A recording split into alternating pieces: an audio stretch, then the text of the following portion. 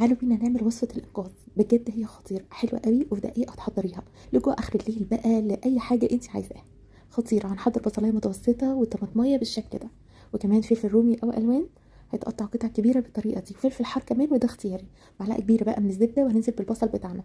احنا مش عايزينه يتحمر، احنا عايزينه يا دوب يدبل بالشكل ده وريحته تبدأ تطلع. هنزل بقى بالخضار بتاعنا كله، وابتدي ان انا اشوحه فيه.